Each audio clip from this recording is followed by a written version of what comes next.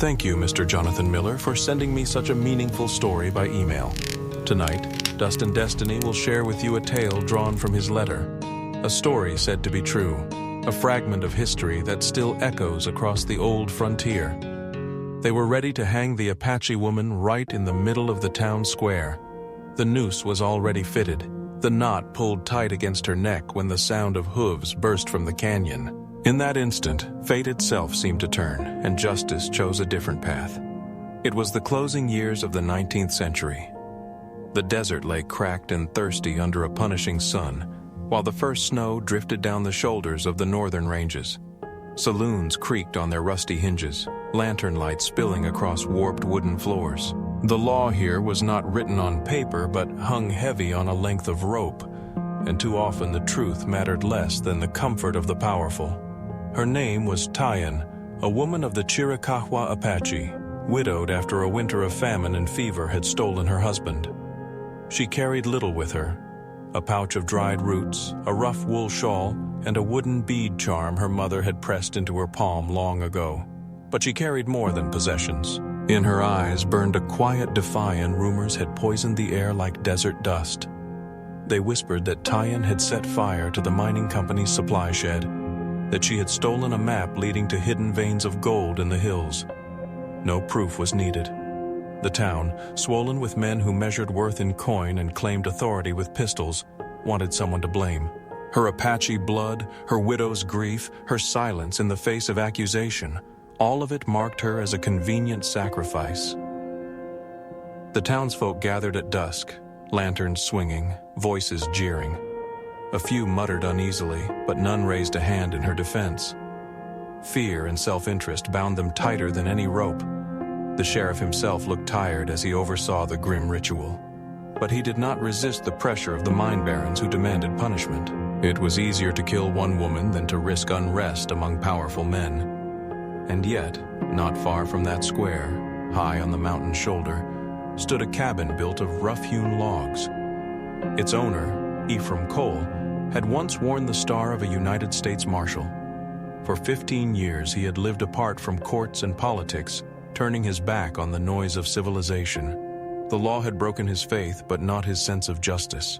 He trusted only what he could read with his own eyes: tracks in the dust, the smell of weather on the wind, and the honesty that lay, or failed to lie, in another person's gaze.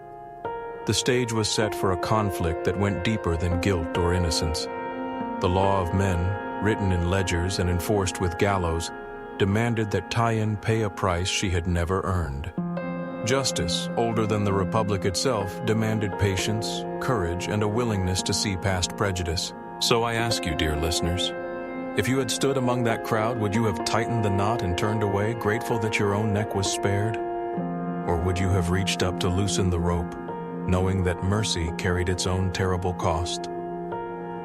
The drama broke wide open that night.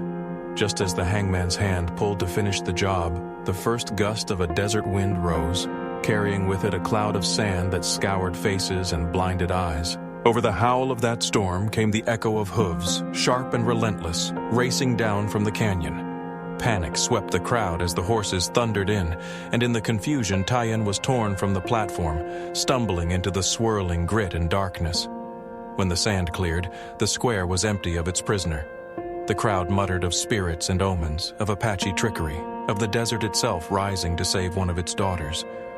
But the truth was simpler. Somewhere in the chaos, she had slipped into the shadow of the mountains, climbing the rough trail that led toward Ephraim Cole's cabin. And so the story begins, not with her death on a rope, but with her flight into the wilderness, where law and justice would collide, and where the fate of two lonely souls would be forged by the mountain itself. ChatGPT Danoy. The fire snapped and hissed inside the cabin, casting shifting shadows against the rough-hewn log walls. The place smelled of leather, pine smoke, and long winters. A wooden cross, worn smooth by countless hands and seasons, hung above the hearth. Outside, the wind keened through narrow chinks in the timber, carrying the sharp cry of a mountain night that showed no mercy to the unprepared. Ephraim Cole sat across from the fire, his eyes the color of winter sky, pale and steady. He was a man who had grown quiet over the years, Not because he lacked words, but because he'd learned that silence revealed more than talk ever could. When he looked at Tyen, he read her hunger, her exhaustion, and her fear the way others read the printed lines of a newspaper. Nothing about her state surprised him. He had seen that look before in soldiers, drifters, even in himself when he first walked away from the world. She crouched by the warmth, her shawl clutched tight, the wooden charm of her mother digging into her palm. He set a bowl of stew in front of her, venison, roots, wild onions simmered in a heavy pot. The aroma made her throat tighten. "Eat," he said simply. She hesitated. Apache women did not often eat at the hearth of a white man, especially one who had once worn the star of a marshal. Pride pressed against her ribs, but hunger pressed harder. She ate slowly at first, then faster, until she had scraped the bowl clean. When she finally lifted her eyes, Ephraim spoke again, his voice steady as stone. "You can stay here if you follow one rule. You learn. Learn the mountain, learn the work. I'll teach, but you keep honest and you keep discipline. This place has no room for lies." His words were not an offer of charity. They were a contract, as unyielding as the timbers around them. For Tyen, the choice cut deep. Could she accept shelter from a man who had once carried the very badge that hunted her people? And for Ephraim, the risk was his own. Could he trust an Apache widow, marked by the town as a criminal and by her heritage as an enemy? The mountain demanded an answer. The next days unfolded in hard lessons. She learned to handle his hunting knife, the blade flashing like a thread of moonlight in her uncertain hands. At first, she trembled when he placed the rabbit before her. The skin was warm, the body limp. Her cuts were clumsy, tearing more than slicing. Ephraim corrected her grip without mockery, his hand guiding hers once, then leaving her to finish. The second attempt was better. By the fourth, the knife moved with assurance, peeling hide from flesh in a clean stroke.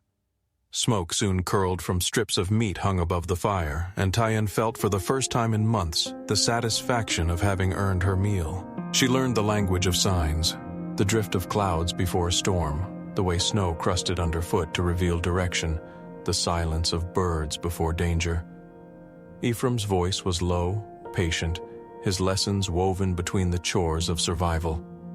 "The sky tells more than the sheriff ever will," he said once, squinting at a bank of clouds sliding down the ridge. Then came the storm. For 3 days and nights the cabin shuddered under the assault. Snow fell like salt poured from an endless hand. The shutters banged until Ephraim barred them with planks. The wind howled so fierce it seemed to shake the cross from the wall. Inside, the fire burned hot, but the silence between the gusts pressed like a heavy blanket. By that firelight, Ephraim finally spoke of why he had left the world of men. "Law is a coat worn by whoever pays the tailor," he said. "I swore oaths, arrested men, saw judges nod while thieves walked free, so I laid down the star. I came here because I'd rather fight storms than politics." Tyen listened without speaking.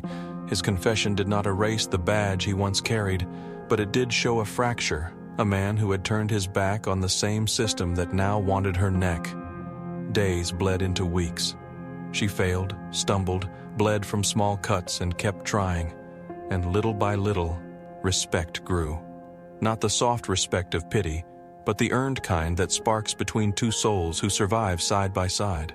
She did not need him to rescue her. She needed him to show her and then to let her stand on her own feet.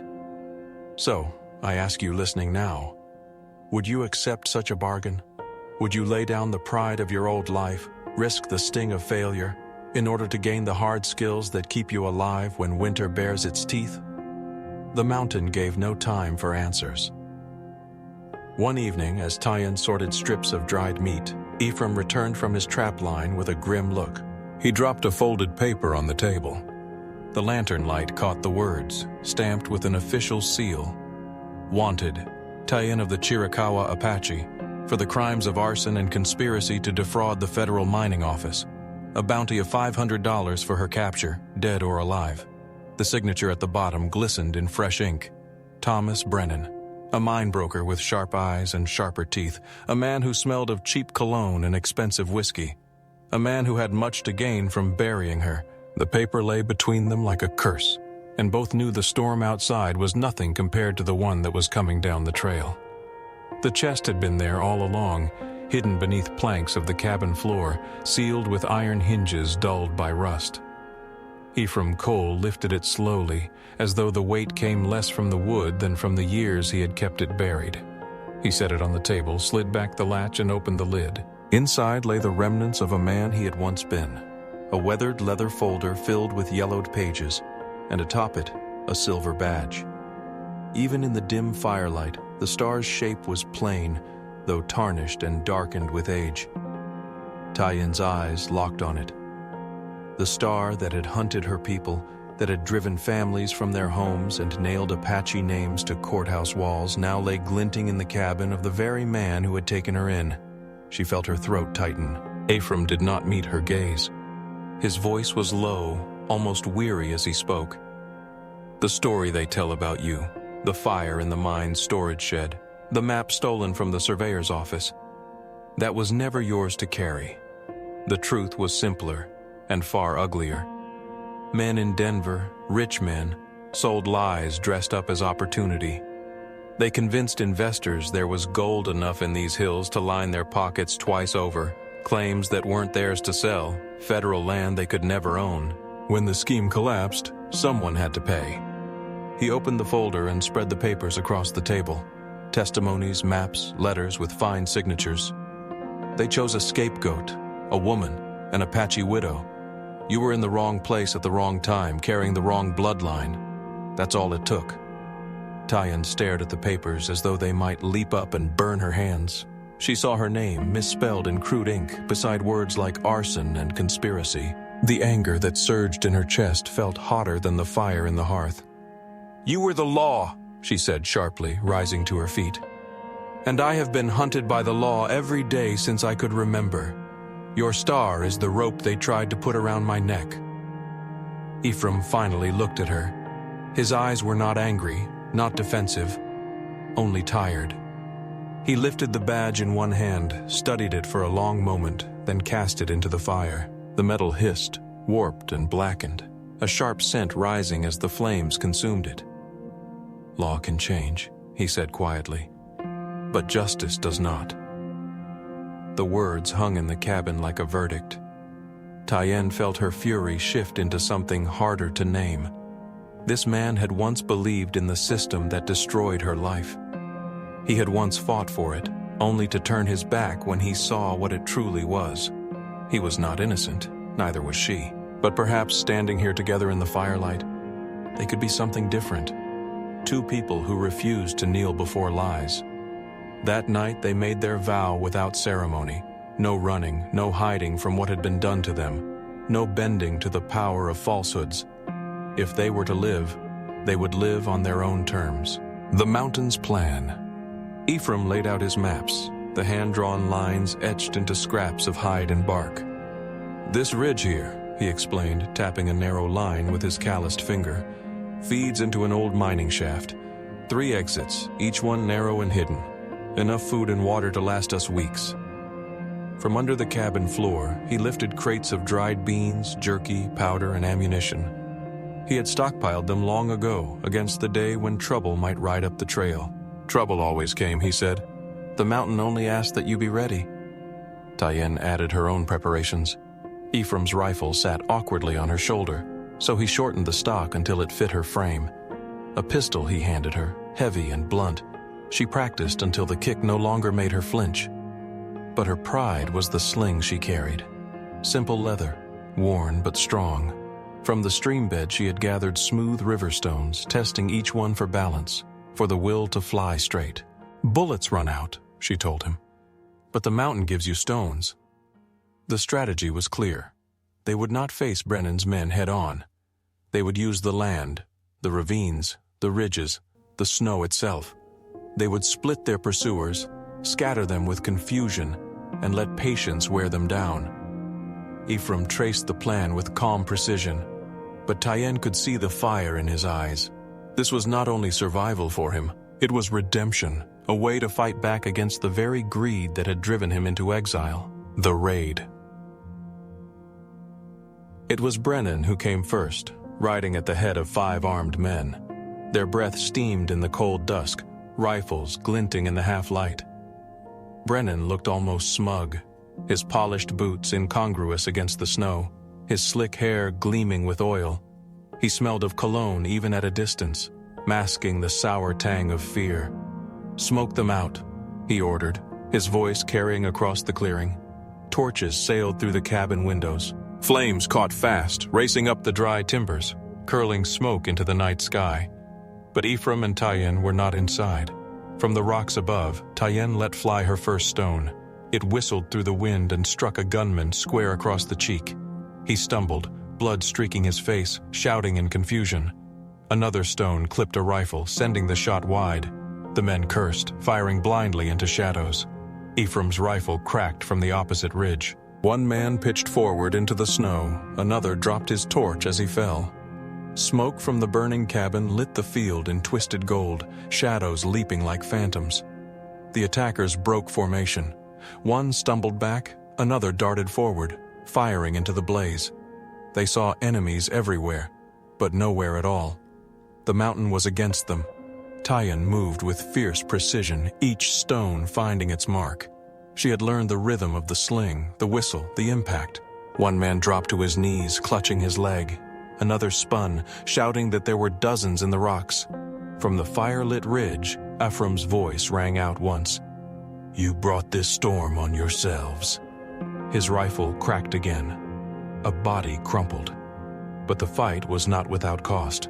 A single shot rang truer than the rest, and Ephraim staggered, clutching his shoulder. Blood darkened his buckskin sleeve. He gritted his teeth, leaning into the rocks. Tyen's heart lurched. The plan, the leadership, the steady voice that had guided her, struck down in an instant. She crouched in the snow, stones cold in her palm, watching him press back against the stone. His breath came sharp, ragged. The fire roared behind them, the cabin collapsing into itself. The snow was stained with smoke and blood. And in that moment, Tyen understood. This fight was hers now. And so, dear listener, I ask you, when the one who has stood as your shield can stand no longer, when the weight of survival falls squarely on your shoulders, are you ready to become the wall that holds? That night, under the burning light of her own destruction, Tyen answered with stone, fire, and resolve. The mountain night was a labyrinth of stone and shadow. Tyen moved low, her body pressed to the jagged walls of the old mining tunnels. She carried no lantern. Light was betrayal, but guided herself by memory, by the smell of damp air where the rock breathed, by the faint shifts of wind that whispered toward hidden exits. Every step was a wager. Every breath, a reminder that Brennan was out there, patient and merciless. He believed she was cornered. That much was clear from his movements. He circled like a wolf around the main cave mouth, rifle steady, waiting for the sound of her desperation. Brennan was a hunter who had made a life out of forcing his quarry into mistakes. But Tyen was no longer prey. Hours earlier, she had studied every passage of this mine with Ephraim. Now those lessons lived in her bones. She knew the back tunnels, the choke points, the bends where echoes played tricks.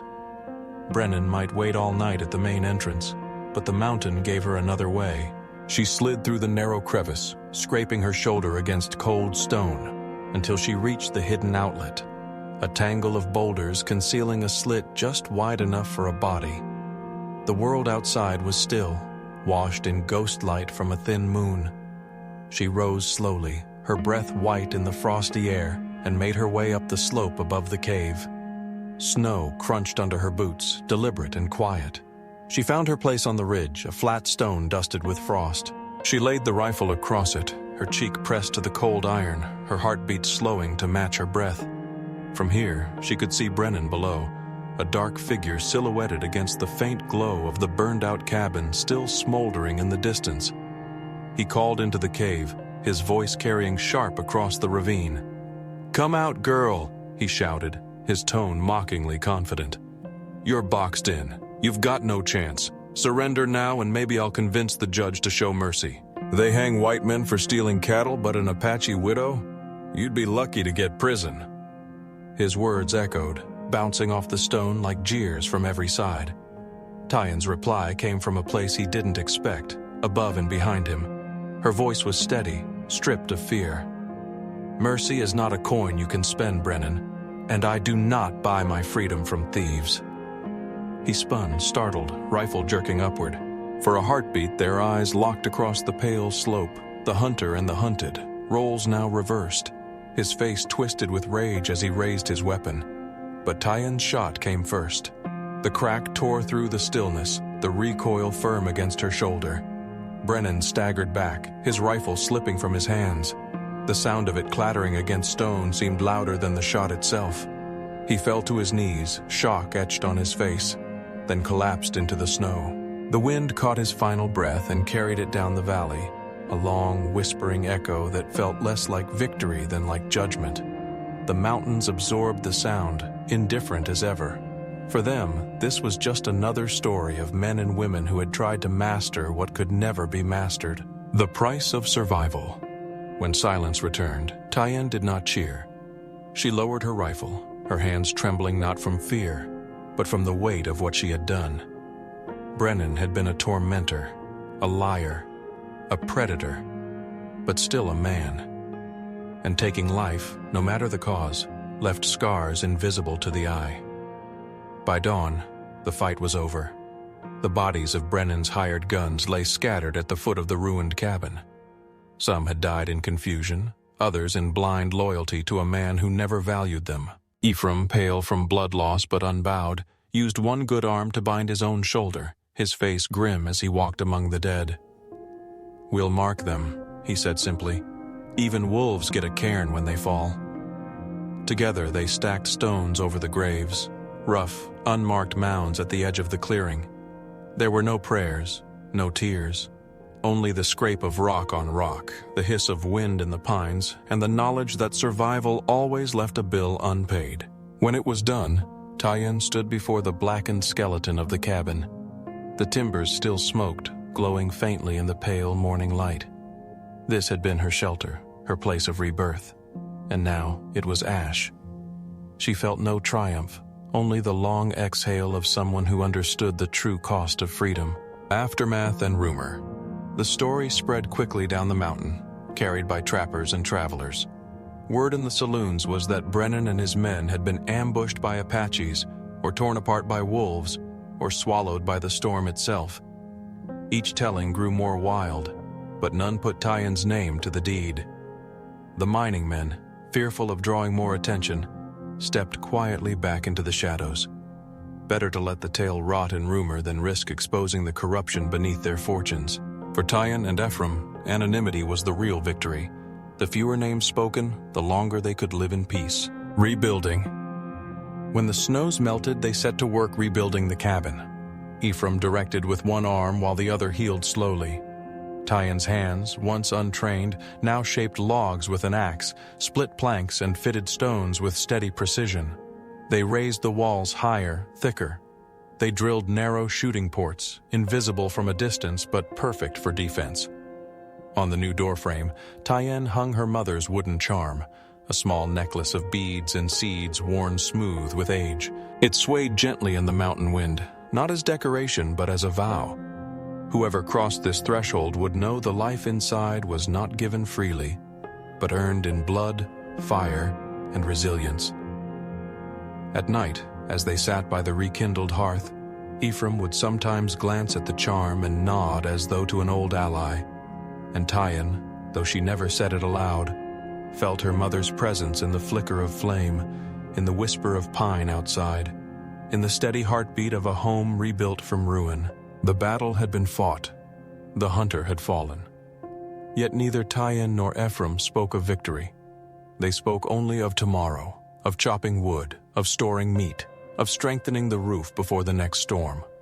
For the mountain gave no laurels, no rest to those who lingered too long on the past. And so, as the sun lifted over the ridges, spilling gold across the snow, they carried forward, not as fugitives, not as victims, but as survivors bound together by a justice older and truer than any court could claim. There was no preacher, no chapel, no witnesses save the mountain itself, On a high ridge where the eagle circled and the wind sang, Tyan and Ephraim exchanged vows. Their rings were not polished gold from a jeweler's case, but crude bands hammered from the tiny nuggets they had panned in a mountain stream. Bent and uneven, the rings carried a different kind of beauty, the stubborn endurance of 2 lives scarred yet unbroken. That morning, the mountain was their congregation. The sky was their roof, the peaks their pillars, and the silence between them the most sacred hymn. With hands calloused by work and scarred by survival, they made promises no lawman could enforce and no court could dissolve. Promises to stand, to fight, and to remain honest even when honesty was costly. From that day forward, Tyan was no longer the fugitive whose name had been scratched onto wanted posters. She was no longer the widow blamed for crimes she never committed. She became something far older, far stronger, a keeper of the mountain. She learned to read its language, the murmur of melting snow, the warning of crows when danger crept near, the meaning of silence heavier than stone. And in her care burned the one flame civilization often tried to snuff out, the flame of justice, small but steady, in a world too eager to compromise. The lessons the mountain left. What can we take from her story, listeners? A handful of truth simple enough to carve in stone, yet heavy enough to outlast lifetimes. Law is the rope. Justice is the hand that loosens it.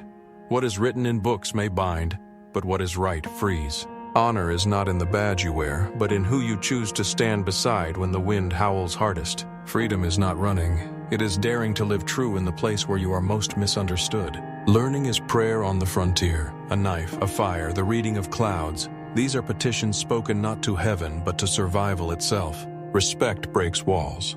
When we look at each other first as people, not labels, even the mountain will return a path. And now I turn to you.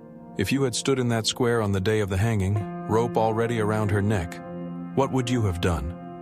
Would you have kept your head low to preserve your safety, or would you have swung into the saddle and ridden to cut the knot? And another. When does resisting the law itself become the only way to protect justice? Is it when the law serves the rich, when it silences the weak, or when it hangs more on fear than on truth? A farewell in the spirit of dust and destiny. So ends this story, 1 part memory, 1 part lesson, carried on the wind from Jonathan Miller's letter to us all. If it stirred something in you, I invite you to keep walking this trail with us. Follow dust and destiny so these stories don't vanish in the storm. Share them if you believe they hold value. Press the small sign of approval if you felt its weight, and leave your own reflections in the space below. And if you too carry a story worth telling, send it our way, just as Mr. Miller did. For each tale told around this fire keeps the West alive in more than memory. Until our next night by the campfire, may the wind favor your trail, and may your choices honor both truth and freedom.